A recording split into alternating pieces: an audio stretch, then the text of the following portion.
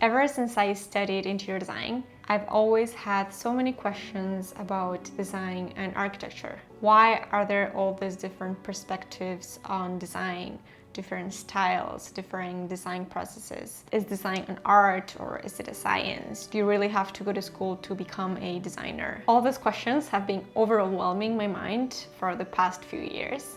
So I have decided to travel over 20,000 kilometers to find the answers, and I am taking you with me.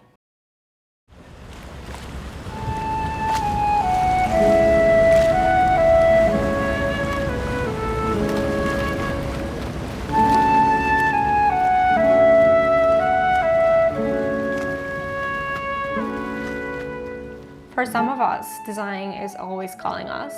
For me, there has always been something that is constantly pushing me to the world of design and architecture.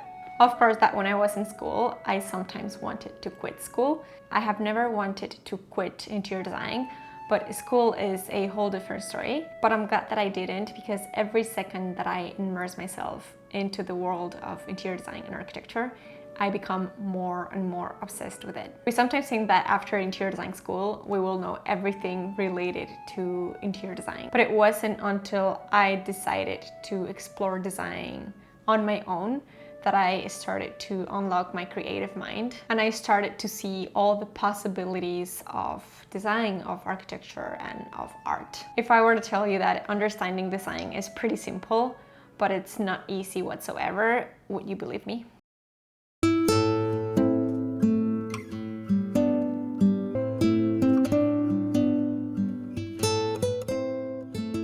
I've come to the conclusion that one has to go through 4 stages to be able to succeed and to excel, and most important, to understand what's the whole purpose of interior design. If you haven't seen enough design, it is really hard to distinguish from good design to bad design. Exploration of our environment and of other environments is the first step into a successful career in interior design.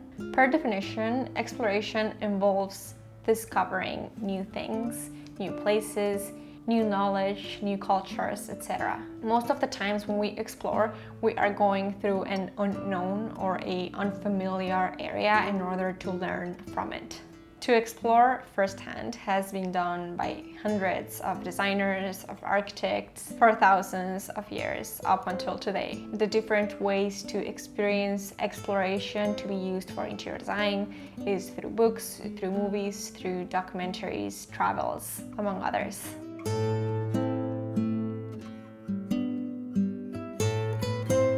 The more we learn about architecture and the more that we observe, the easier it gets for us to imagine all the possibilities of interior design. When you look at architecture from the past, you realize that there aren't any rules of design, and the craziest ideas, the craziest people are the ones who end up making the most impressive works of art.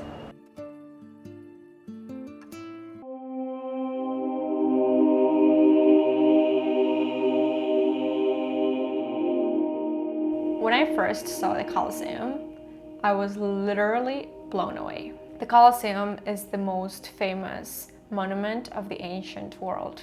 No one can deny the brutality and the violence that was lived in here, as this was a place of combats between people and animals. But what is amazing about this structure is, first of all, the size of the building, and second of all, the shape, which was entirely designed to meet a purpose, to meet a function. When you design a space that is round, the effects of good acoustics are just incredible. In this type of building, the waves of sound dissipate as they wrap around the building. So anywhere where you stand in this building, you can communicate with the people on the other side. The interior of the Colosseum has a very complex interior structure, although it looks pretty simple on the outside. It has so many corridors and hallways that lead to different stages and different stories of the building. And this is really one of the most accurate examples of design being a tool to meet a purpose, to meet a function.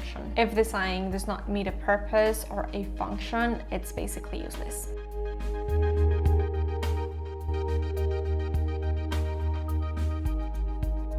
To observe is actually a very hard thing to do.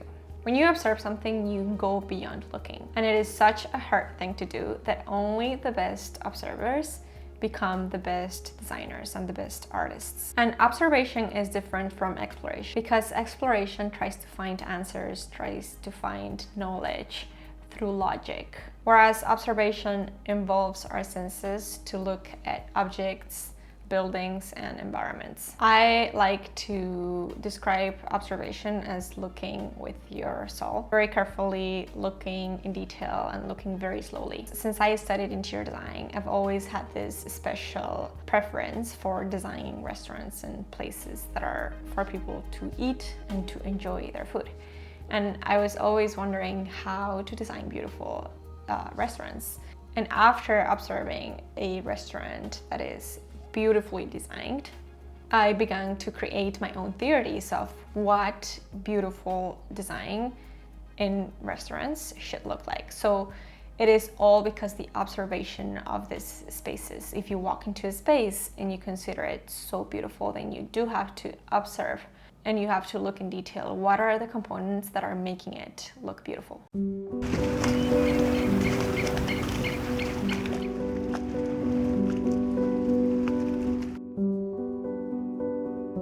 Venice is a magical place. The city was basically built on water.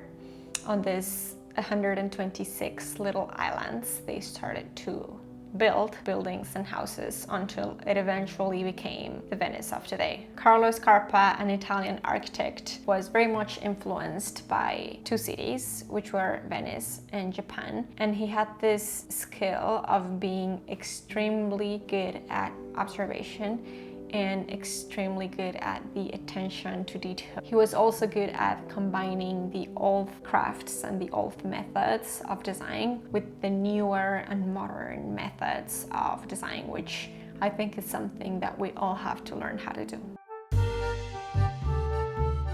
When in design we talk about analysis, we have to be a little bit more critical. And this is really the point where we can get to a lot of conclusions about the world of interior design and architecture.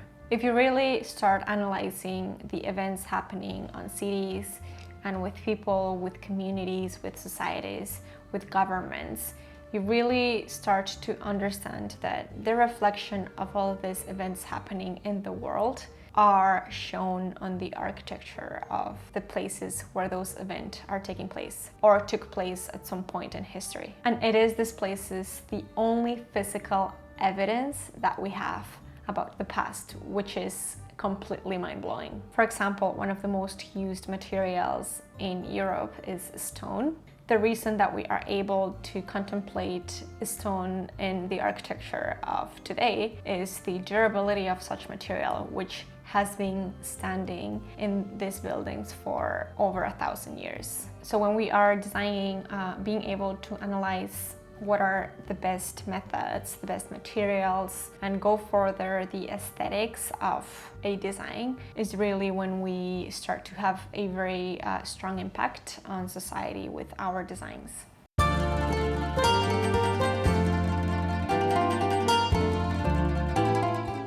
I like to call the experimentation the phase of trial and error, the phase of mistakes. And we need to understand that design is not a linear process. In fact, the more mistakes you make in the process of generating new concepts, new ideas, new designs, the more options you have for one single design, the more iterations, the better and the more perfect your end design will turn out. And also because your brain works different when you design something that does not fully work, now your brain starts to thinking of the solutions to make it work. So when your brain starts thinking more and more, that's really when you start to get creative. And I really love when I'm designing and I don't like the first attempt into my designs, because that's when the whole process starts to be very interesting, and that's when you really lose the fear of experimentation, and then you realize that the design process is such a beautiful thing to be involved in. So those are really the phases of design that I've found to be very useful for the design process. So it's really those stages of design that I consider the key for becoming a great professional and a great designer, a great artist. So I hope that you try to implement these stages of design, and I hope that they help you with your design process. If you like this video, please give it a thumbs up. If you haven't subscribed already, please make sure you do so, and I will see you on the next video. Bye bye.